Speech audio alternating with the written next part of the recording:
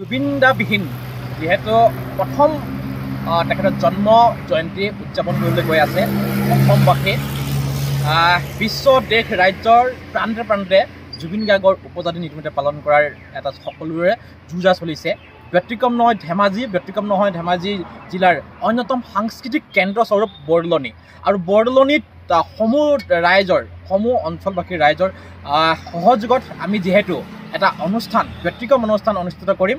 তাৰে প্ৰথম কাৰ্যসূচী হৈছে উপজাত দিনাখনে প্ৰতিমূৰ্তি এটা স্থাপন হ'ব, যাক আমি আৱৰ্ত প্ৰতিমূৰ্তি বুলি ক'ম।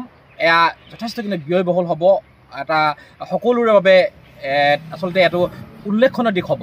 সমান্তৰালভাৱে কালি যিটো পৰিৱেশ হ'ব আমি এনেধৰণে সজাবলৈ চেষ্টা কৰিছোঁ। আচলতে যিহেতু সকলোৱে অনুষ্ঠান অনুষ্ঠিত কৰিব, কিন্তু আমি এনেধৰণে পাতিম যিহেতু ৰাতিপুৱা ভাগত আমাৰ সম্পাদকে কোৱা ধৰণে প্ৰাতঃ ভ্ৰমণ বা প্ৰাতঃ ফেৰী, য'ত জুবিন গাৰ্গৰ গোটেই অঞ্চলটোতে জুবিন গাৰ্গময় হ'ব, অকল জুবিন গাৰ্গৰ গীত। তাৰ পাছত সমান্তৰালভাৱে এটা আমাৰ আধাৰশিলাৰ পূজন হ'ব, ভূমি পূজন। সমান্তৰালভাৱে ইয়াতে ভক্তিমূলক গীত, দিহানাম, আইনাম, দিহানাম, সমান্তৰালভাৱে জনগোষ্ঠীয় ইয়াত পূজা পাৰ্বণ, জনগোষ্ঠীয় আচলতে কৃষ্টি প্ৰদৰ্শন, সমান্তৰালভাৱে প্ৰায় 10,000 বিভিন্ন অনুষ্ঠান প্ৰতিষ্ঠান, শিক্ষানুষ্ঠান, সকলো দল সংগঠনে মিলি প্ৰায় 10,000 লোক আমি ভাবিছোঁ সমস্বৰে মায়াবিনী গীতটি আমি ইয়াতে এটা আচলতে পৰিৱেশন কৰা হ'ব।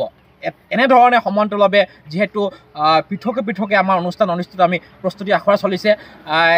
দিহানামৰ লগতে আমাৰ আখৰা আৰম্ভ চলিছে যে প্ৰায় 20 বছা শিল্পীবিলাকে, আমাৰ অঞ্চলৰ বছা শিল্পীসকলে তেখেতলোকে একাধিক জুবিন গাৰ্গৰ গীত তেখেতলোকৰ এটা ট্ৰেকত গাব, এটা নিৰ্দিষ্ট সময়লৈকে গাব।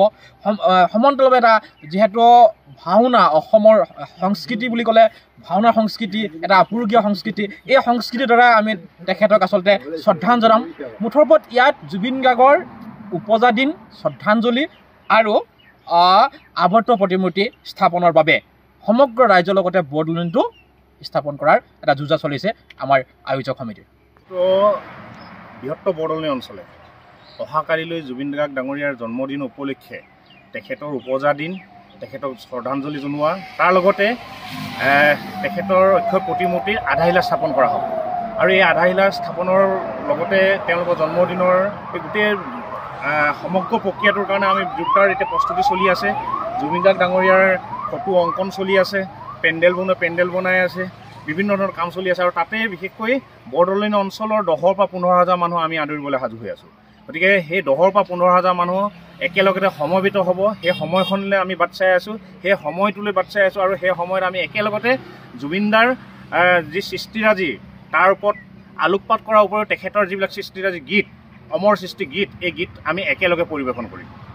গতিকে আমি সদৌ অসমবাসী ৰাইজ, বৰদলনিবাসী ৰাইজ, ধেমাজি জিলাবাসী ৰাইজক আমন্ত্ৰণ জনাইছোঁ অহাকালিলৈ বৰদলনি উচ্চতৰ মাধ্যমিক বিদ্যালয় খেলপথাৰত হ'বলগীয়া জুবিন গাৰ্গ ডাঙৰীয়াৰ উপজাদিন আৰু শ্ৰদ্ধাঞ্জলি তথা তেওঁৰ অক্ষয় প্ৰতিমূৰ্তি আধাৰশিলা স্থাপন অনুষ্ঠানলৈ সকলোকে আমন্ত্ৰণ জনাইছোঁ।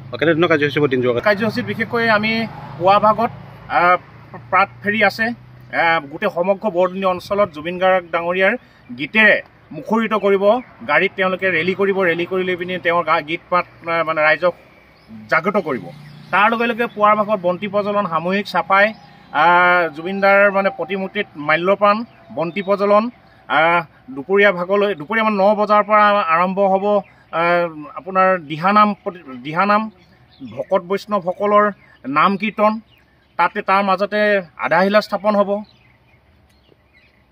সন্ধিয়া ভাগলৈ তেখেতৰ ন্যায় আৰু তেখেতৰ সদগতিৰ কাৰণে আমি এখনি ভাওনা আয়োজন কৰিছোঁ। আৰু বৰদলনি অঞ্চলত আপোনালোকে জানে বিশেষকৈ খুব সুন্দৰ ভাৱৰীয়া 3টামান দল আছে।